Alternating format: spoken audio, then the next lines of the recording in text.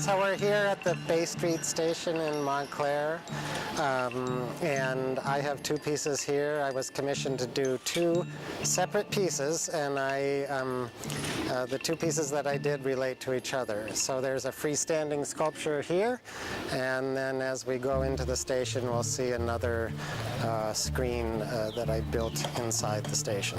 This piece uses images from the history of train travel, and it's cut from Corten steel, which is a naturally rusting steel. A lot of the sculptures that I make outdoors involve some very intricate cutting, and this piece, for example, is cut with a water jet. The whole outside shape of the round circles are based on an actual historical train wheel.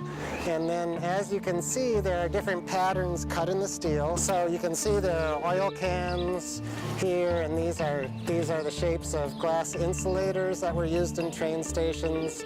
Again, the center is also a historic train wheel, and these forms that look like pliers are actually the punching machines that conductors punch tickets with. So this is the scale model of what we just looked at the Bay Street station. A big part of my practice is making public artwork, and when I do that work, I often have to make a proposal to show the client what I'm going to build, and so I build a detailed model of the sculpture that I would like to make, along with a detailed proposal about the work and what it means. Anything I make from paper, I can make from steel. And so a lot of the models that I build are made from paper.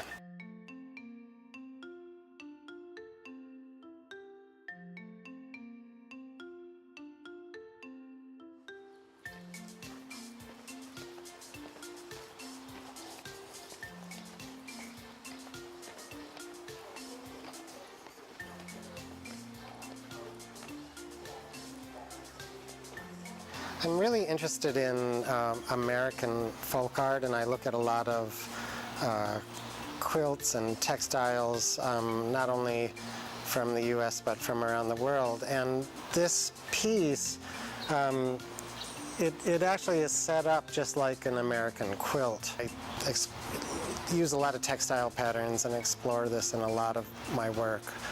Both the public work and in my studio. It's cut from half-inch steel.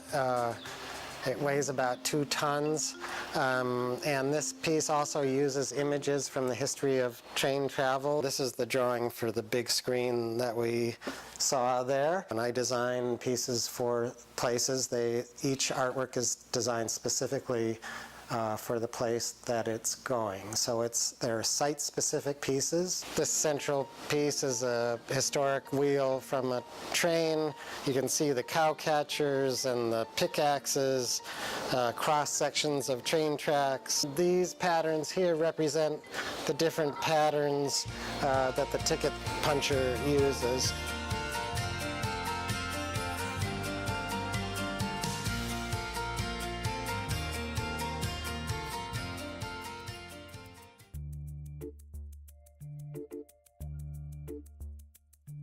We are now at Edgemont Park in Montclair, and we're in the all-children's playground here.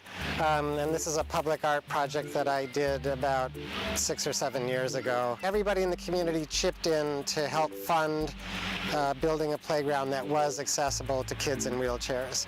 And the artwork is kind of a celebration of that. So I designed an artwork that shows a bunch of animals bringing these wheels to the center point on the archway.